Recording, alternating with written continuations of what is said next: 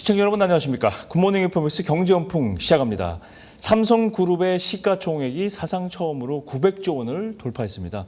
반도체 업황 회복과 AI 투자 기대감이 삼성전자를 중심으로 주가 상승을 견인하면서 그룹 전체의 몸값이 불과 한 달 만에 100조 원 넘게 불어났는데요. 이 핵심에선 반도체 그리고 반도체 주가 어디로 갈지 HSL 파트너스 이용수 대표님 모시고 한번 알아보겠습니다. 어서 오십시오. 네, 안녕하십니까. 지금 시장에서 가장 주목하고 있는 두 가지 주식 얘기를 하면 누가 뭐래도 삼성전자와 SK하이닉스 지금 뭐 10만 원 임박하고 50만 원 임박하고 왔습니다. 진짜 10만 전자, 50만 전자 이제 희망인 줄 알았는데 이제 현실화되는 길목에 서 있는데요. 뭐 이전에서도 대표님께서는 이미 뭐 연말은 물론이고 내년 상반기까지 반도체 랠리 이어질 것이고 반도체 비중 확대해라 이렇게 공고를 하신 거 기억이 나는데요.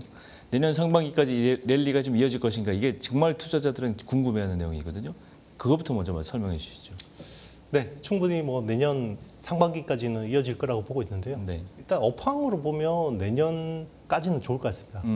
지금 이제 빅테크들의 AI 캐펙스, 그러니까 자본 지출 투자 흐름이나 그리고 이제 메모리, 특히나 범용 메모리 가격 상승 흐름이나 이런 것들을 보면 일단 내년 업황까지 좋기 때문에 적어도 내년 상반기까지는 주가는 이제 선반영하니까요. 네. 주가는 선반영하니까 내년 상반기까지는 좋을 거라고 보고 있고 그러면 뭐 올 연말부터 내년까지 이제 올라가는데 중요한 포인트는 결국 국내 기업들, 특히 반도체 기업들의 이익 추정치가 계속 상향 조정될 것 같습니다. 네. 그러니까 상향 조정될 때마다 이제 모멘텀들이 계속 붙어줄 수 있는 거고요.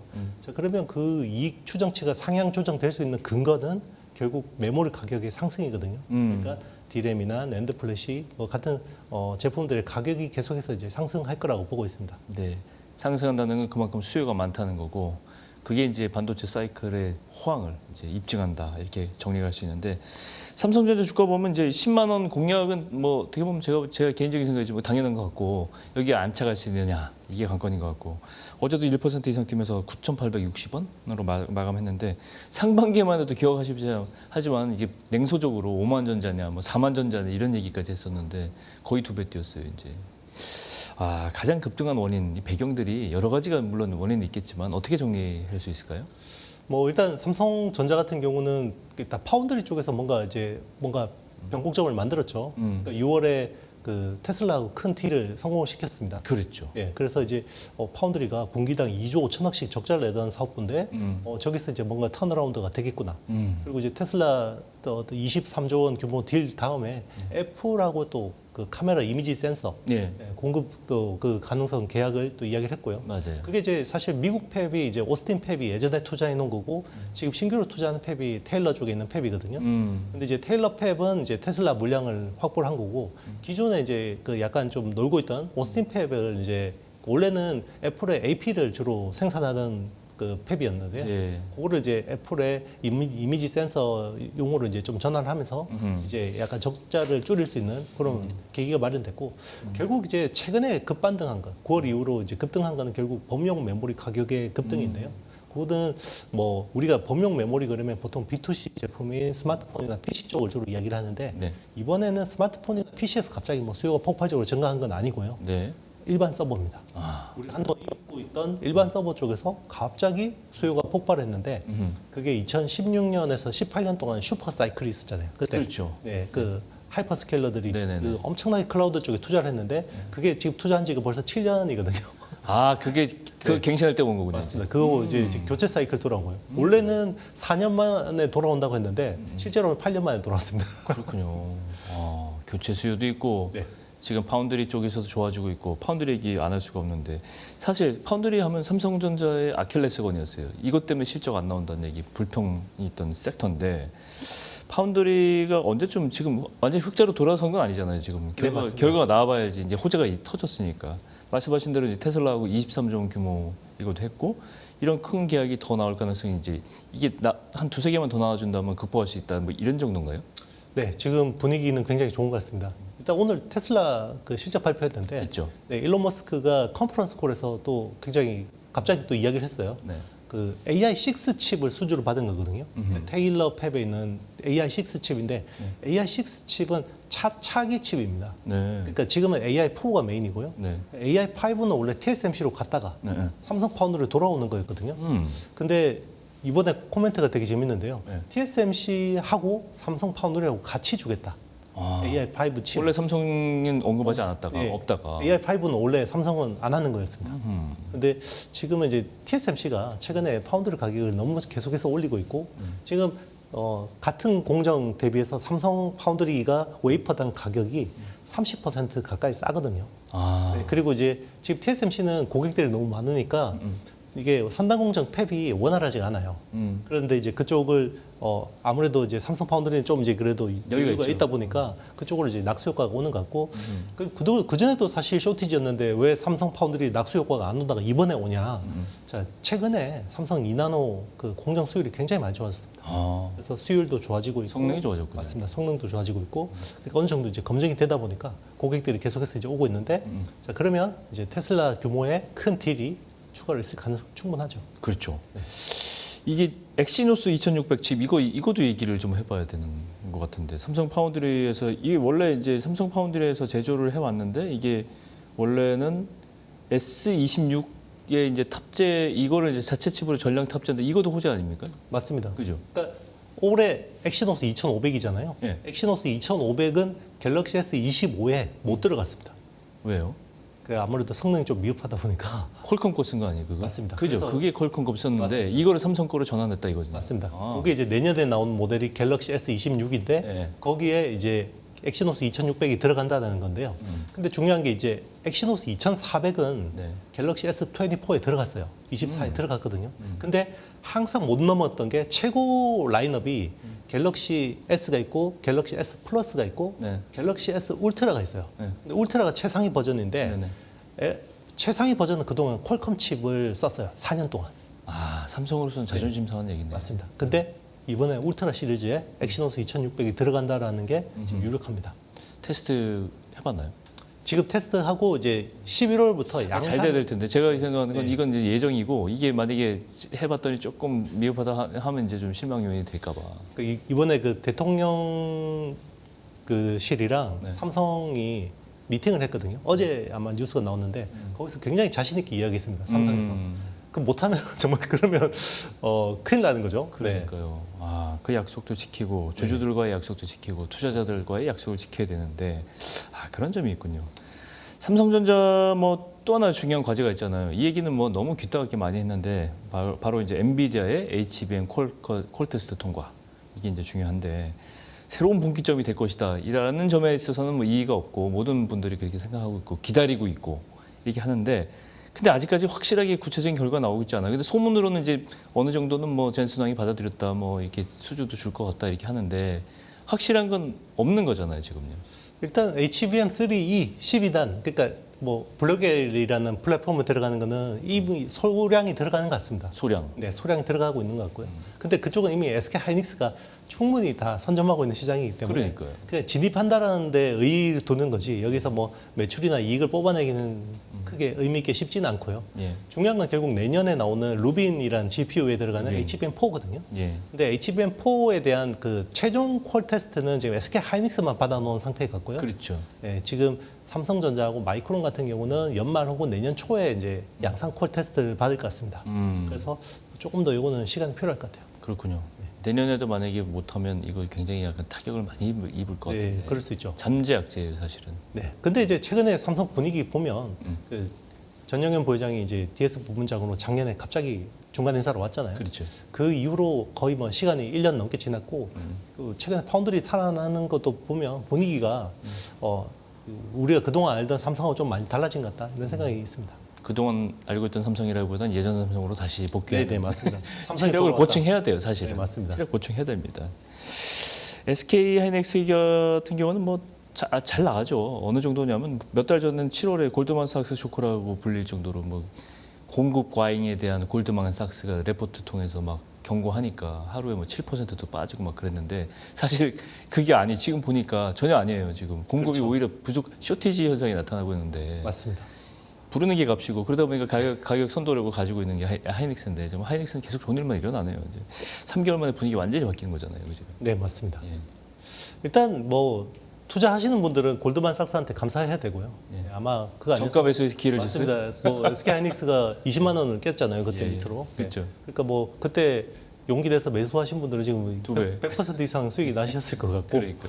네. 근데 이게 작년에도 모건 스탠리가 뭐 겨울이 온다, HBM에도 겨울이 온다 그랬고. 아유 반도체 겨울론 생각납니다. 그게 거의 뭐 확정적인 것처럼 얘기했었어요 그때. 그렇죠. 이제 그래서 올 초에 반성문 썼고 아마 골드만삭스도 조만간 반성문 써야 될 것 같은데요. 그러니까 이제 그런 거죠. 이게 그러면 그 논리가 뭐냐 한번 따져보면요.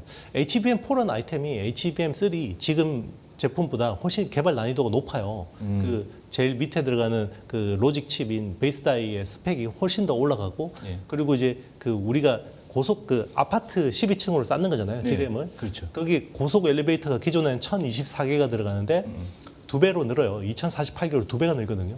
그러면 훨씬 만들기 어려울 거 아니에요. 그렇죠. 그런데 왜 공급 과잉이 온다라고 이야기했냐면 자, 그동안에는 SK 하이닉스 혼자 담당을 했어요. 엔비디아의 거의 상당수의 어떤 그렇죠. 그런데 이제 마이크론하고 삼성전자가 여기 막 들어와서 물량을 많이 내놓을 거다. 내놓을 그러니까 이제 SK 하이닉스한테 이렇게 높은 프리미엄을 못 줄 거다. 그래서 가격이 떨어질 거다라는 게 이제 그 골드만삭스의 주장이었고 거기에 상당수의 또 반도체 전문가들이 동조를 했어요. 그런데 이제 저는 굉장히 마이너한 의견이었지만 저거는 좀 쉽지 않다, 불가능하다.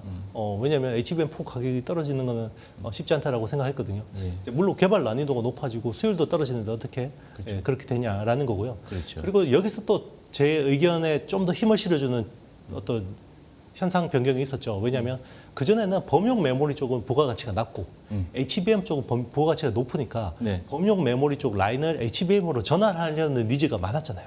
그렇죠. 네. 근데 지금은 범용 메모리가 뭐 가격이 좋아지니까 50%씩 마진 나오는데 마진 굳이 저게 HBM 치고 들어가서 아하. 이거를 뭐 굳이 내가 하이닉스하고 저렇게 잘하는 애하고 출혈 경쟁을 해야 돼? 이게 이제 최근에 스탠스 변화가 마이크론이 그런 스탠스 변화를 보여줬고 지금 삼성전자도 사실 불과 한 두어 달 전만 해도 전영현 부회장이 HBM4 적자 내더라도 들어가 이런 기조였어요. 근데 최근에 약간 톤이 바뀌고 있는데 그렇죠. 왜냐하면 범용 메모리 너무 잘 돈이 되니까. 기존 사업도 너무 잘 되는데. 그리고 이제 그동안은 우리가 다 엔비디아만 쳐다봤잖아요. 그렇죠. 근데 최근에 오픈 AI가 AMD하고 딱 손을 잡고 그러니까요. 6기가와트급을 한다는 거. 네. 6기가와트급이면 GPU가 30만 장 이상 들어가는 거예요. 거기에 HBM이 얼마나 필요하겠어요. 근데 그렇죠. AMD에 들어가는 HBM은 삼성이 주로 합니다. 그러니까 그동안은 엔비디아만 쳐다봐야 됐죠. 왜냐하면 GPU에서 엔비디아만 잘 되고 AMD가 사실 존재감을 못 드러내니까. 근데 지금은 상황이 너무 많이 바뀌었어요. 그러니까 지금 SK 하이닉스가 여기서 또 참 재밌는 게 원래는 5월이나 6월쯤 되면 내년에 대한 계약 물량이 끝나야 되죠. 왜냐하면 HBM은 연단위 계약이잖아요. 그래서 끝나야 되는데 엔비디아가 그 골드만삭스 보고서도 봤을 것 같고 그렇죠. 그리고 이제 마이크론이 그때 뭐 굉장히 공격적으로 이야기했잖아요. 삼성도 그렇고 우리 뭐 내년에 HBM 할 거다. 반드시 점유율 이렇게 하겠다라고 했는데 지금 이제 약간 분위기가 바뀌니까 엔비디아가 이제 매달리는. 굉장히 지금 애가 타는 상황이고 SK 하이닉스가 훨씬 더 유리하게 협상을 끌고 갈 수 있게 됐어요. 그렇겠네요. 그러니까 최근에 이익 추정치에 대해서 계속해서 SK 하이닉스가 굉장히 급하게 올라가잖아요. 맞아요. 그게 엔비디아한테 이제 왕창 뜯어낼 거다라는 거 보는 건 같습니다. 그렇군요. 또 닮으나 하죠. 네, 맞습니다. 그런 식으로 갑자기 뭐 태도를 바꾸면 안 되는데. 맞습니다. 이제 서로 신뢰가 뭐 그러니까요. 그러한 SK 하이닉스 이제 거의 역사적인 기록을 세우게 되는데 국내 기업 가운데 두 번째로 분기 영업이익 10조 원 클럽에 들어간 삼성전자 이제 10조 원 클럽에 들어갔었고 이제 하이닉스도 10조 원 클럽에 들어가는 건데 29일 발표되죠? 3분기 실적이 네네. 10조 나올 거로 보세요. 저는 한 12조 정도 보고 있습니다. 그렇게 많이. 네, 12조 원 정도로 보고 있고 조금 너무 강하게 이야기한 게 같긴 한데 4분기에는 더 잘 나올 것 같아요. 그러니까 삼성전자는 3분기 대비해서 4분기 약간 슬로우해지거든요. 그렇죠. 네, 왜냐하면 삼성은 반도체만 하는 회사가 아니에요. 세트 부문 있잖아요. 그래서 스마트폰 쪽도 있고 가전도 있고. 근데 이제 세트 사업을 하는 회사들은 보통 연말에 재고 조정이 세게 있습니다. 그러니까 이제 기존에 있던 물량들 좀 밀어내야지. 신제품으로 채우잖아요. 그렇죠. 그런데 이제 반도체 회사들은 그거 조금 이제 재고 조정 영향이 업황이 좋으면 덜하거든요. 근데 하이닉스는 오로지 메모리만 하는 회사고 삼성은 메모리도 하고 빈메모리도 하고 세트도 하다 보니까 3분기 대비해서 4분기가 좀 슬로우한데 하이닉스는 3분기에도 잘 나오고 4분기에 더 잘 나오죠. 왜냐하면 가격 인상분 있잖아요. 그렇죠. D램하고 낸드 쪽의 가격 인상분이 반영이 되나요? 4분기부터 본격 반영됩니다. 아, 그렇군요. 네. 아, 그러면 SK하이닉스 주주들은 굉장히 지금 굉장히 좋아하겠어요. 연말 되면 더 랠리, 또 연말 랠리도 또 있을 거고. 네, 맞습니다. 연초 랠리도 기다리고. 그렇죠. 있고. 이 훈풍을 타고. 말씀하신 대로 3분기에 10조 클럽이 이제 SK하이닉스가 거의 확실시된다고 하면 앞으로 이제 사이클이 이 사이클 지금 반도체 슈퍼 사이클이든지 지금 말씀하신 호재들이 어느 정도까지 가서 어느 정도 주가 상승을 예상할 수 있냐 시기적으로 봤을 때는 어떻게 볼 수 있을까요? 일단 내년 업황을 만들어 놓은 것 같아요. 그러니까 이제 지금 빅테크들의 내년의 자본 지출 흐름을 보면 뭐 여기 또 갑자기 톤이 바뀔 수도 있어요. 빅테크들이 그렇죠. 예, 바뀔 수도 있는데 지금 일단 뭐 올해 실적 발표하면서 이야기했던 톤은 연초 대비해서 굉장히 많이 올라갔어요. 그러니까 원래 연초만 해도 올해 그 캐펙스 증가율이 10% 초반대였고요. 내년에는 한 자릿수 대였어요. 네. 근데 지금 현재로 보면 올해 캐펙스 증가율이 거의 30%고요. 내년에도 한 10% 중후반대까지 높아졌거든요. 조금 완만해질 줄 알았는데. 네네. 완만해질 줄 알았는데 왜 그러냐면 예. 트럼프 큰일 했죠. 왜냐하면 3.6조 예. 달러. 예. 네, OBBA라는 감세 OBBA. 법안을 통과시켰죠. 아, 그렇죠. 네, 이게 재정이 엄청나게 그러면 이게 감세를 해주면 결국 빅테크들이 사실 상당 부분 수혜를 본단 말이에요. 그러네요. 그래서 그 돈으로 투자할 거 맞습니다. 아니에요. 그 돈으로 투자를 하게 되고 거기에다 금리까지 낮춰줬어요. 그럼 유동성이 더 좋아지죠. 네. 그러니까 이제 그 효과들이 내년까지는 이제 지속되는 거죠. 이제 내후년에 대한 것들은 사실 이제 모르죠. 내년 돼봐야 아는 건데 내후년은 좀 이제 쉽지 않다라고 보고 있지만 적어도 내년 업황을 만들어 놓은 거고 내년 업황이 좋다 그러면 적어도 내년 상반기까지는 주가 랠리는 충분히 가능하다 볼 수 있는 겁니다. 그럼 결국 반도체주가 이 시장의 부울장을 네. 이끄는 역할은 좀 더 계속될 것이다 이렇게 봐도 되겠네요. 맞습니다. 이게 뭐 올 그 9월부터 지금까지는 너무 이제 급반등했잖아요. 예. 기울기는 좀 완만해질 거예요. 왜냐하면 이제 계속해서 뭐 올라갈 수는 없잖아요, 주식이. 그렇지만 뭐 최근에 좀 약간 조정을 받고 또 한번 랠리가 날 것 같고, 자 그런 식으로 계속해서 저는 내년 상반기까지는 약간 굴곡은 있겠지만 계속 우상향하는 그림이 나올 것 같습니다. 이제까지 말씀하신 건 쭉 종합해 보면 굉장히 호재들이 일단 많고 위험 요인들도 있지만은 굉장히 이 적어도 삼성전자하고 SK하이닉스에 대한 호재들은 굉장히 많이 포진되어 있다 이렇게 생각이 됐는데요.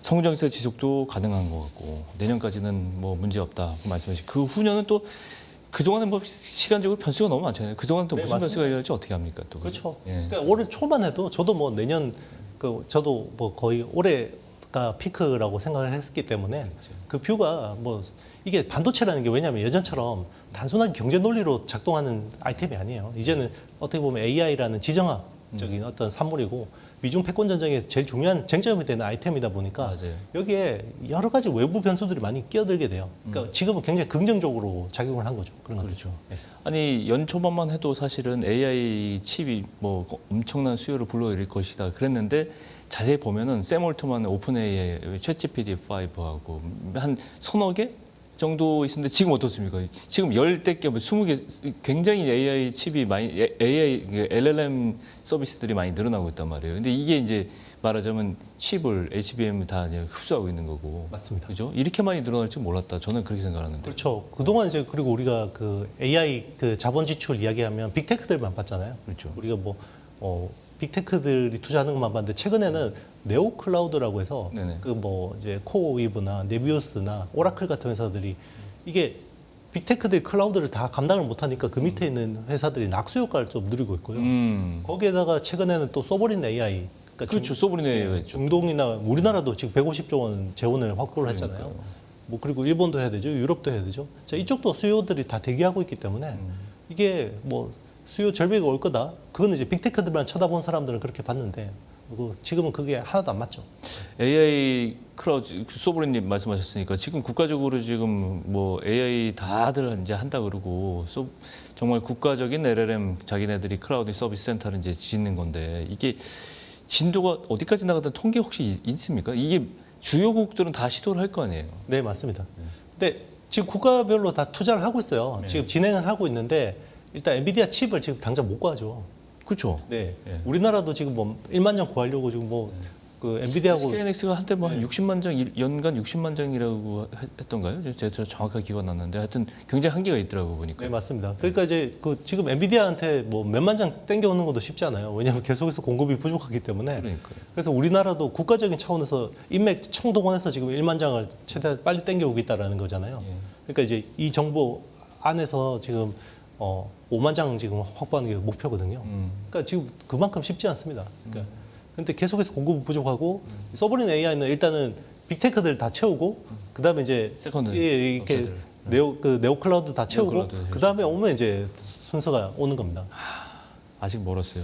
아직 이게 좀- 반대로 하면 아직도 수요가 네, 맞습니다. 계속될 것이다라는 수요를 그렇죠. 할 수 있는. 네. 그래서 이제 그런 배경들을 그런저런 배경들 때문에 외국인들이 최근 한 달 사이에 보면 삼성전자, SK하이닉스 순매수 규모가 9조 원이나 돼요. 어마어마한 규모를 순매수했거든요.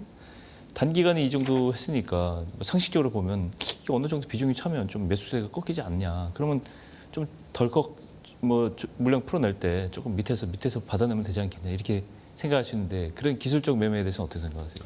일단 수급적으로 보면요. 일단 9월부터 급등하게 된 건 결국 외국인들이 주도를 했다고 봐야 됩니다. 네. 왜 그럼 외국인들 갑자기 한국 주식을 저렇게 주워 담았냐면 일단 이게 한국 시장이 상반기 하반기에 완전 뷰가 바뀌었어요.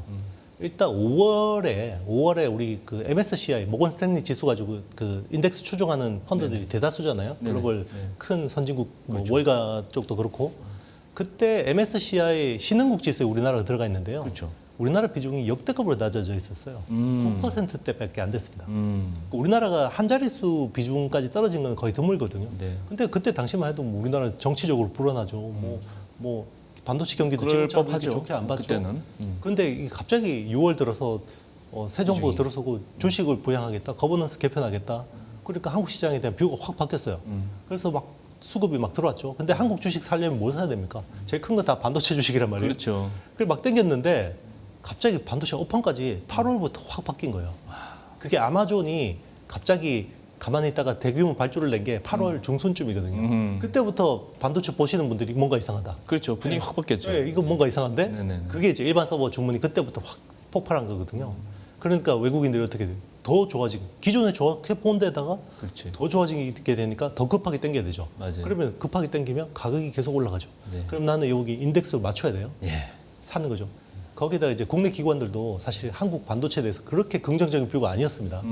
외국인들이 막 땡기니까 그럼 국내 기관은 시장을 이길 수가 없잖아요. 그럼 그렇죠. 어쨌든 막 사야 되는데 하우스비 바꿔야지 또. 맞습니다. 그리고 참 재밌는 그 재밌는 룰이 있더라고요. 예. 저도 이번에 처음 알았는데 우리나라 그 주식 같은 경우는 그 보통 인덱스를 추종하면 만약에 그 특정 종목의 그 시총 비중만큼 살 수 있어요. 펀드가. 네. 그 만약에 코스피 200이라 그러면 거기 있는 뭐 주식은 그 딱 그 시총만큼 살 수 있는데 예외가 딱 하나 있는데 그게 삼성전자입니다. 삼성전자는 그 시총보다 2%를 더 살 수 있어요. 오. 그게 왜 그러냐면 우리나라 전체에서 시총 비중이 10%가 넘어가면 그 룰이 적용이 됩니다. 그렇군요. 근데 원래는 삼성밖에 없었거든요. 음. 근데 최근에 하이닉스가 10% 넘었어요. 넘었어요. 그럼 그럼 그것도 예외 비중이 생기네요. 맞습니다. 그러니까 기관들이 갑자기 2%더 할 수 있어요. 2%더 사야 되니까 급하게 산 거예요. 네. 그런 또 배경이 또 있군요. 네. 더 살 수 있는 그래서 그거를 규정보다 더 살 수 있는. 못 채웠습니다. 아직도 더 사야 되는. 네, 더 사야 됩니다. 아 대단하네요.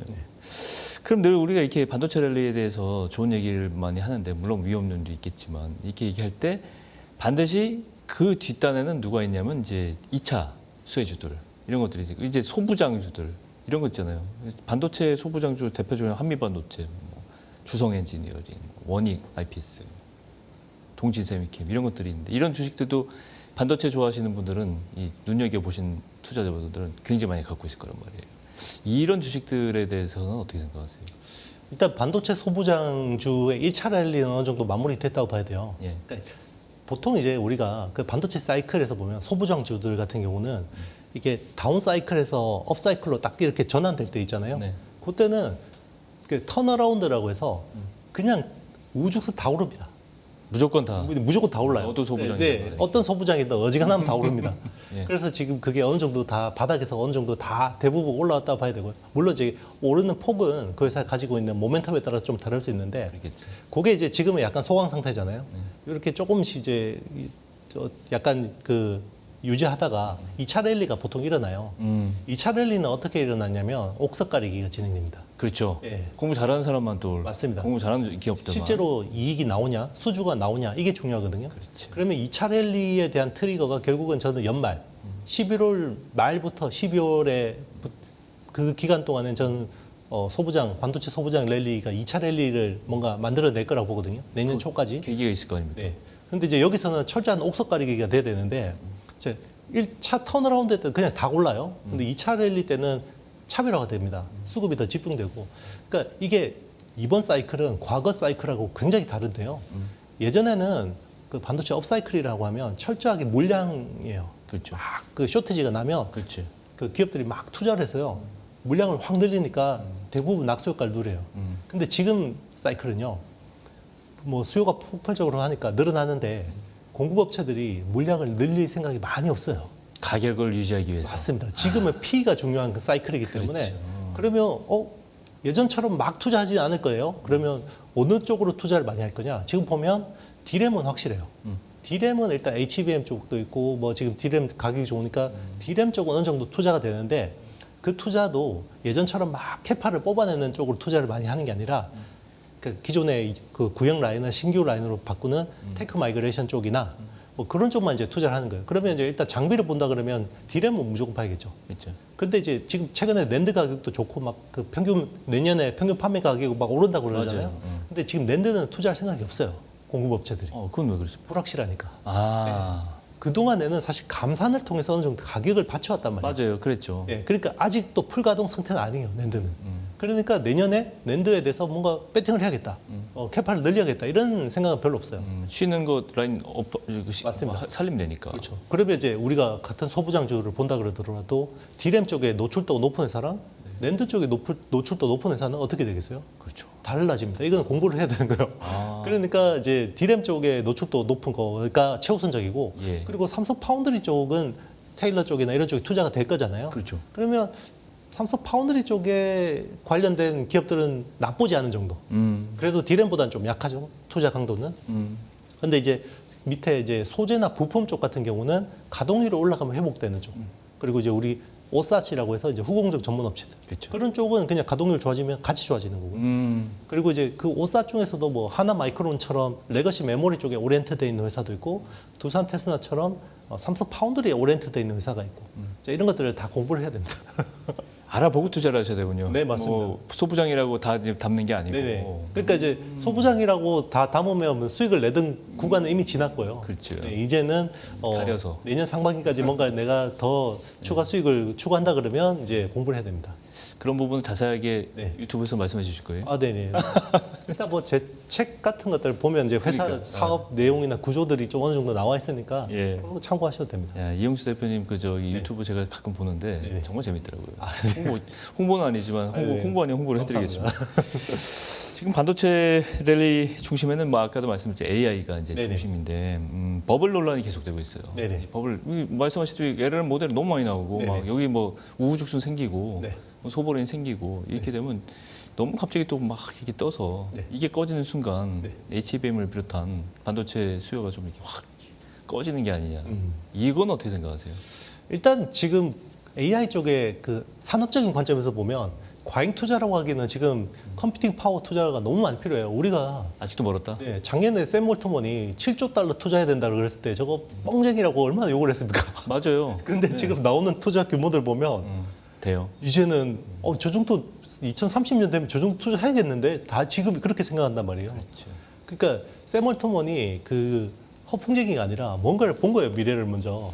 그러니까 작년에는 그렇게 비판하던 사람들이 요즘에는 저 정도 투자해야 되겠구나라고 이야기를 하지 않습니까? 그렇죠. 그러니까 이제 산업적으로 보면 지금 버블 이야기하기는 너무 지금은 말도 안 되는 초입이고요. 네. 주식 시장 측면에서는 이게 너무 과하게 선반영되다 보니까 버블 논란이 있을 수도 있다고 보는데 근데 중요한 거는 지금 밸류에이션으로 설명이 돼요. SK하이닉스가 뭐 비싸다고 하지만 많이 올랐다고 하지만 밸류에이션으로 설명이 안 되지 않아요. 그렇죠. 네. PER로 뭐 PBR로 설명이 됩니다. 그러니까 지금은 저는 버블의 초입이라 보거든요. 그러니까 제일 그 투자하는 사람들이 제일 피해야 될 일생에서 기회를 놓치는 사람들의 대표적인 게 버블에 초입해서 이거 버블이니까 나는 안 해야겠다. 자, 그런 사람들은 자기 일생의 카드 하나를 버리는 겁니다. 예. 무슨 말씀인지 알겠습니다. 아직 갈 길은 많이 남아 있고. 그럼요. 버블은 아직도 네. 계속 수요는 계속되고 그럼요. 가격 창출은 계속될 것이다. 그럼요. 나중에 버블의 중반에 내린 사람도 얼마나 후회를 하는데요. 그렇죠. 네. 맞습니다. 그 오늘 하신 말씀 중에 그 말씀이 제일 계속 들어오는 것 같습니다. 오늘 반도체 분석의 신 HS 파트너스 이용수 대표님하고 반도체 기업 동향 이슈들 한번 살펴봤습니다. 오늘 말씀 고맙습니다. 네, 감사합니다.